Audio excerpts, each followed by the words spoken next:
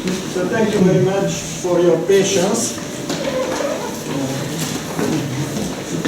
And okay, so this talk will be called a long-awaited talk. So let's see.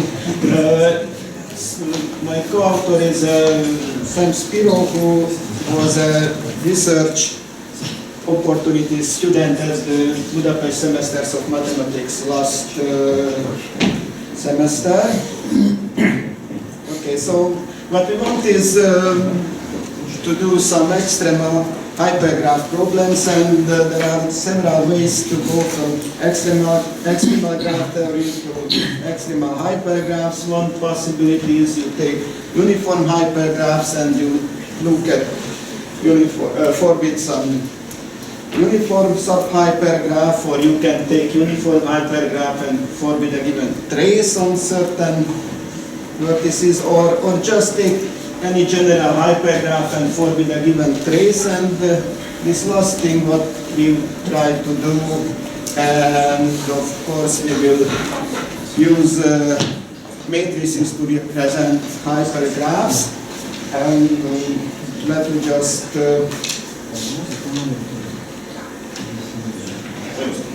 introduce how do we think about hypergraphs and matrices. So a simple matrix is a zero matrix which no repeated columns. So what we will think about is that the rows are the vertices and the columns are the edges. Some people think it otherwise, so that's why I fix it at this moment. So this matrix and that hypergraph will be considered as the same.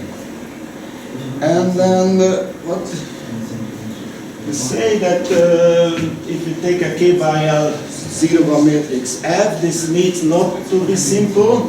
Then we say that A has no trace or no configuration F if there is no submatrix F in any row or column permutation of A.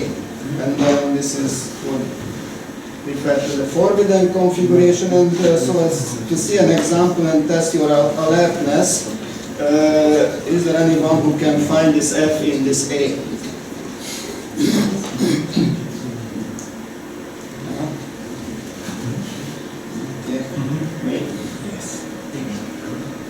It's there. Is it visible, the difference between the colors? This is black and this is supposed to be another color. Not really. No. Little bit. Or not really. That's it. Okay, so there is. And there is a notation, and then we can define the set of matrices which avoid a certain configuration, and then our function we want to investigate is the form MF is the largest size, largest number of columns in a 0-1 matrix without configuration F. And the motivating conjecture, but the main conjecture in this area is the following, that if we can somehow tell what will be the order of the magnitude of this fourth function by taking direct products of matrices. So what we think about is taking direct products of very simple type of matrices, so identities, identity complements, or upper triangular matrices, and a direct product of some matrices is taken so that we take a column from each of the matrices and put them one up under the other, and we do it in all possible ways, so the dimensions of the new matrix are there. And then the conjecture says that if you have one forbidden configuration, which is not that particular one, then we denote by x of f the largest number of matrices that we can find a product of one of these three types that doesn't contain our configuration. Then form MF is just theta of m to the xf. It's immediate that this m to the xf is a lower bound for the forbidden function because we have a matrix of that size which avoids f, and then the interesting question is to find the upper bound.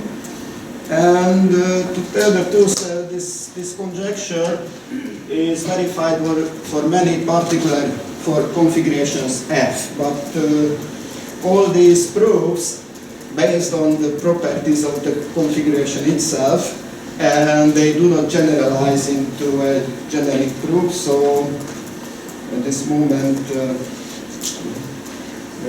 we don't even have a hope for the proof of this. And then one can think about families of forbidden configurations.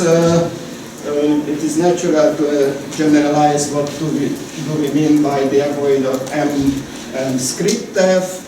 What we want is that these are those M-rod simple matrices which do not contain any member of the family script F, and for them F is up to P, and the largest size of such a matrix. And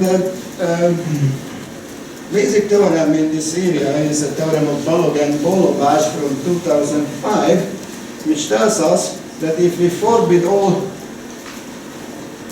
matrices, identities, triangular matrices and identity complements, then we can take only a constant number of columns. It only depends on the size of these things, and the dependency is quite large. So the current best estimate is this written up there. Previously double exponential estimates were known or even larger. And what we see is that this theorem fits with the conjecture, because if you think about that, if you forbid all these three things, then you can take any one-term product which avoids all of these.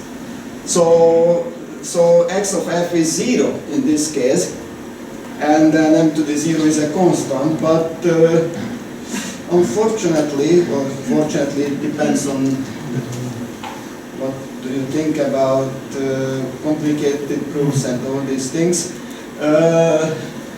In general, there is no that type of conjecture. So for example, if you take these two forbidden configurations, so the I2 cross I2 and T2 cross T2, then the function is not even an integer exponent.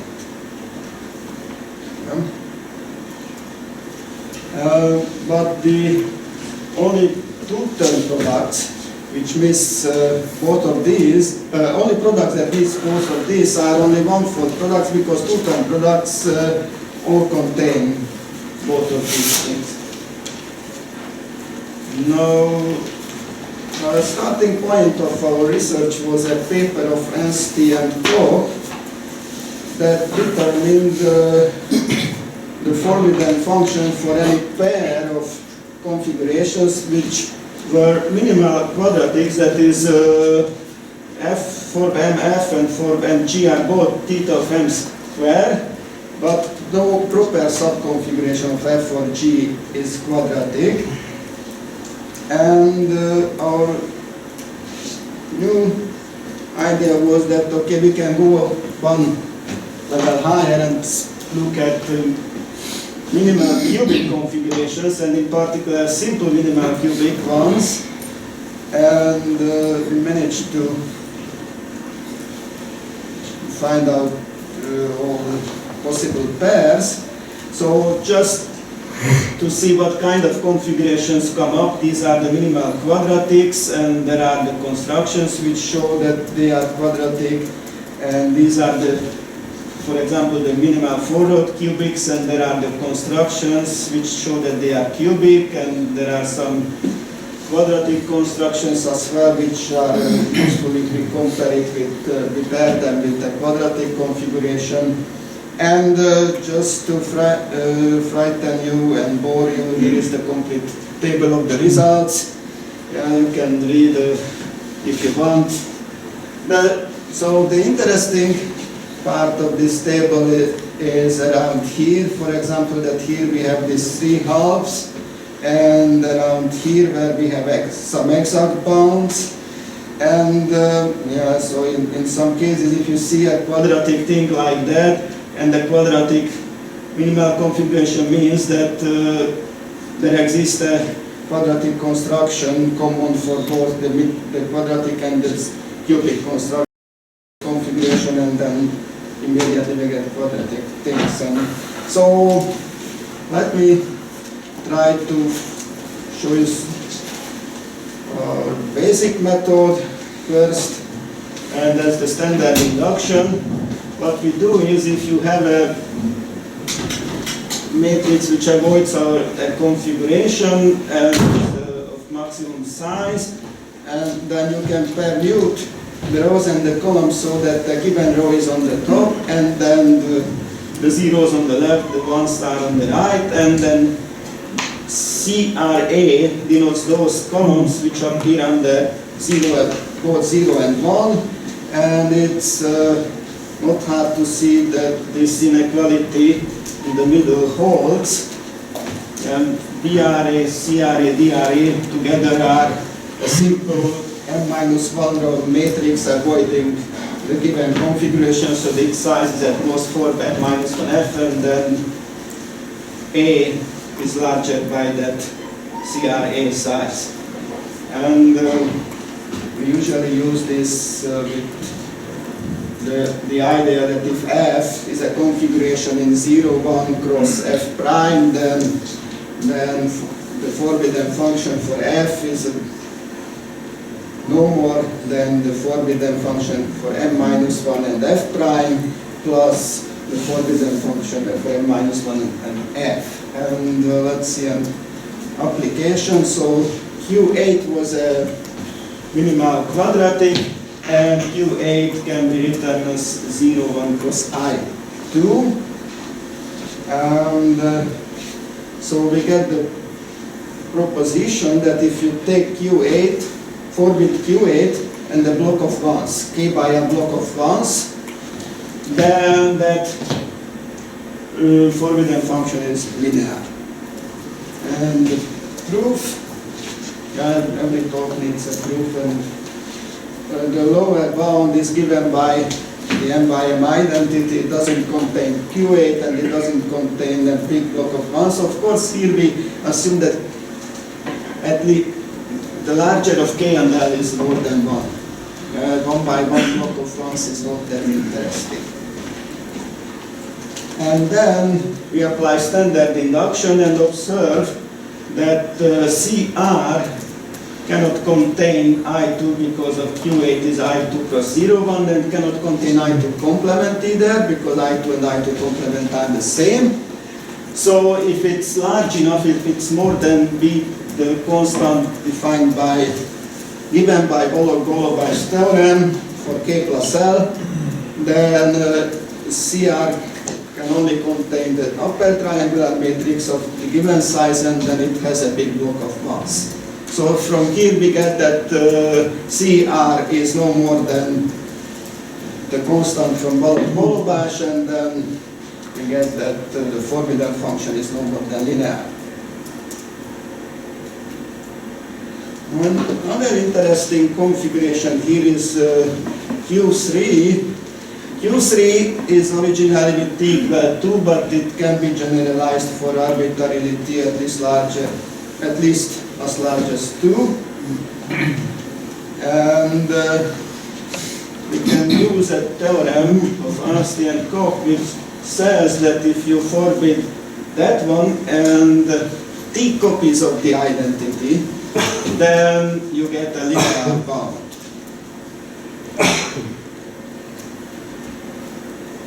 And easy corollary of this one for some cubic configurations.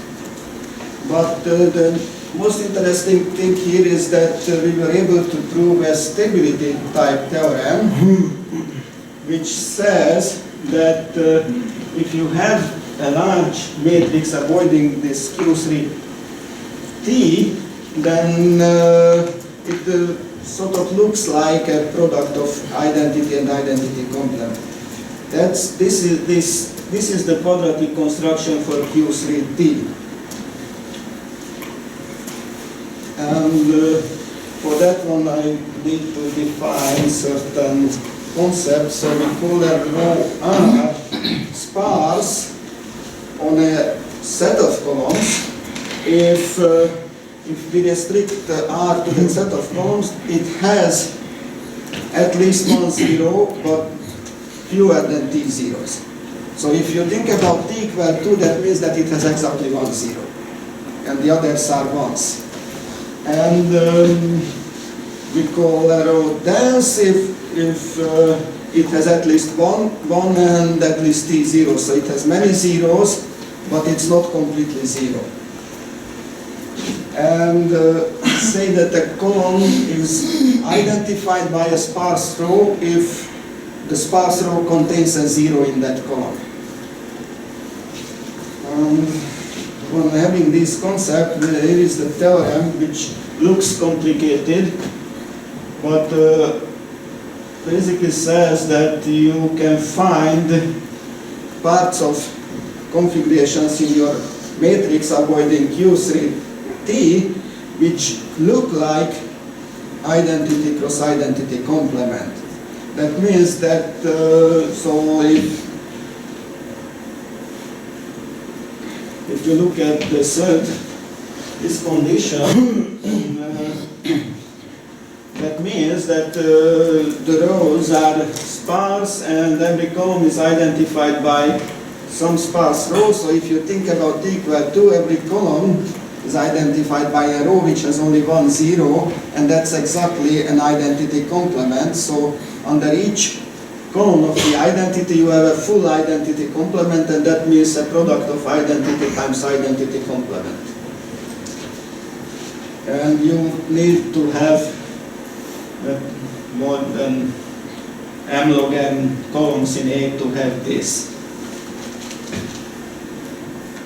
And as an application, we can prove from this that if S is less than or equal than R, then forbidding Q3T and the product of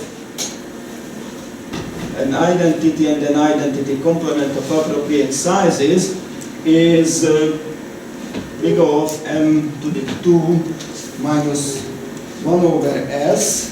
And if you know external graph theory, then this 2 minus 1 over S is suspicious. So what we can also prove that this mode function is omega of the extremal function of the complete bipartite graph on R and S vertices, and then for certain R and S this gives us an exact result. Yeah. So for those, these values are sharp. Okay.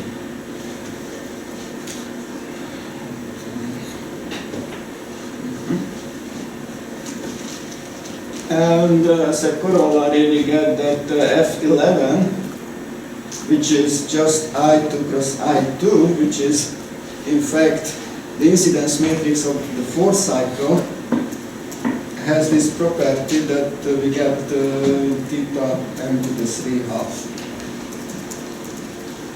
Now, alright, started with the idea that we work with general hypergraphs, not uniform hypergraphs. We have a way to cheat and to get to uniform hypergraphs, and that is the way is that you forbid a certain number of ones in a column.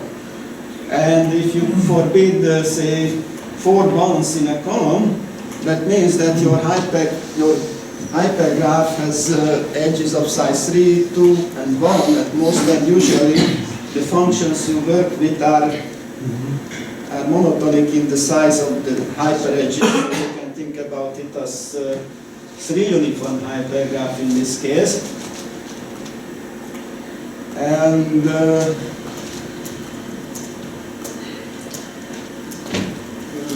very decently with Zoli, we managed to prove this generalization of that proposition. So if you think about what is I R cross I S, that's the incidence matrix of the complete bipartite graph on R and S vertices, and we have this bound for the forbidden number if you forbid k once. So actually your hypergraph is k minus 1 uniform in this case. That's why we have k minus 1 and k minus 1 in the exponent. And with certain parameters R and S, this proof is best possible. And there is another proof which we also did with Sam for this theorem. It's a little bit simpler than the proof we had with Zoli, but both this recent theorem of Aron and Schickelmann, I don't know, did I have pronounced properly? So here she's from Israel. She's from Israel. Yeah, okay. Here there is this extremal number MKKKRS. It means that the largest number of possible complete subgraphs on K vertices in a graph on M vertices which doesn't contain a complete bipartite graph on R and S vertices. So yeah, somewhere like this.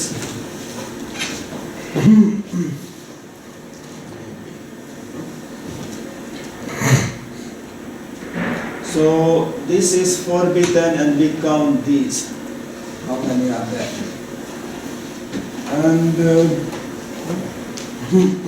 And so if we take how much time do I have?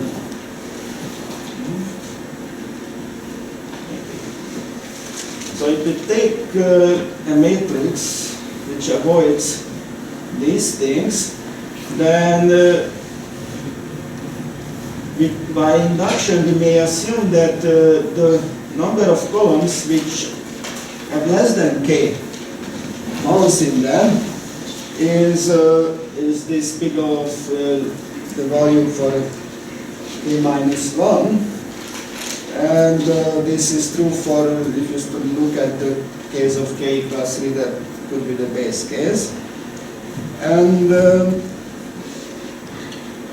so we are allowed to work only with columns of size k from A, and then this gives a k-uniform hypergraph, and if you have a k-uniform hypergraph, then it has a k-partite subhypergraph, which is a constant fraction of the original hypergraph. So this one, and we denote by HI the k minus 1 partite hypergraph, which ignore the vertices in BI.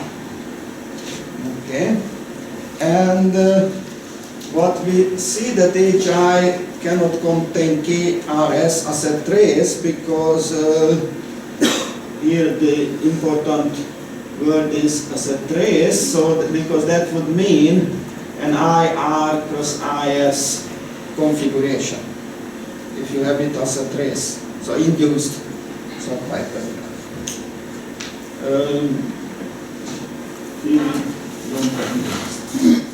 And so we start defining thickness of edges, and we call an edge 1 thick if it's contained in at least a large number of hyperedges in each of these HIs, and we have a bound for the zero-thick edges easily. And recursively, if we have our collection of I minus 1 thick edges, then we can define the I thick edges by the property that they are contained in many I-1 thick edges. And each time we lose about this many edges, which are not I thick but I-1 thick. So in total we lose almost that many edges, and the remaining part of the edges are all I thick edges. And now we claim, okay, it's a little bit long, but what we claim is that the two shadow of this hypergraph cannot contain a complete bipartite graph KRS. And so if it's not the case, if it contains, then consider an edge of this complete bipartite graph, and we take, so it's contained in a k-thick edge, and if it's contained in a k-thick edge, then we can find one of those edges, the hyperedges, which avoid the first thing, first class, and then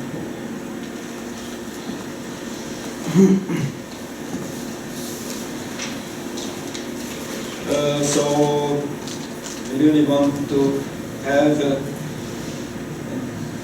edge which contains x1 and x2 but avoids every vertex of this other edge containing x1, x2 in E1.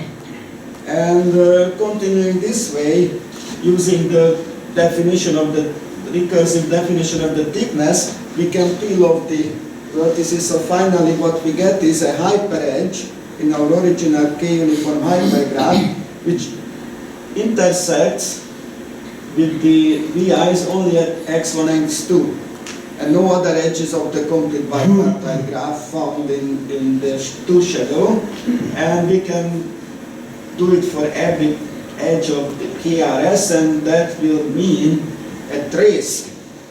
So what we wanted to find is a trace. So we had originally a subgraph in the shadow, and we wanted to find a trace. And we find the trace using this recursive definition of thickness, and then so if we have a KRS subgraph, then we have a trace. So we can't have a KRS subgraph in the two shadow, and we can apply along Schickelmann theorem that the number of complete K subgraphs in the two shadow of our hypergraph is no more than this. And of course the complete K subgraphs in the two shadow is an upper bound for the K uniform edge, number of the K uniform edges. And the lower bound is so we get in total this upper bound after that for the size of A. And to prove the lower bound, we just take the example graph from Alan Schickelmann, and we take the hypergraph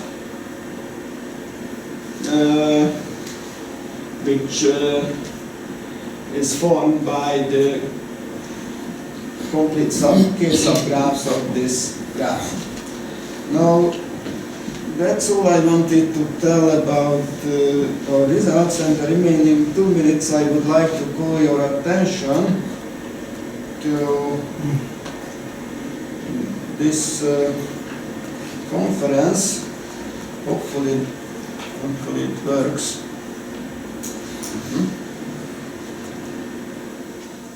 Which will be held in Budapest next year for the occasion of Laci Lovász's 70th birthday. So everyone is welcome. There are some deadlines here which are still far away, but you better mark in your calendar that if you want to submit a poster, then you have to do it by the end of February. And this conference will have only invited talks.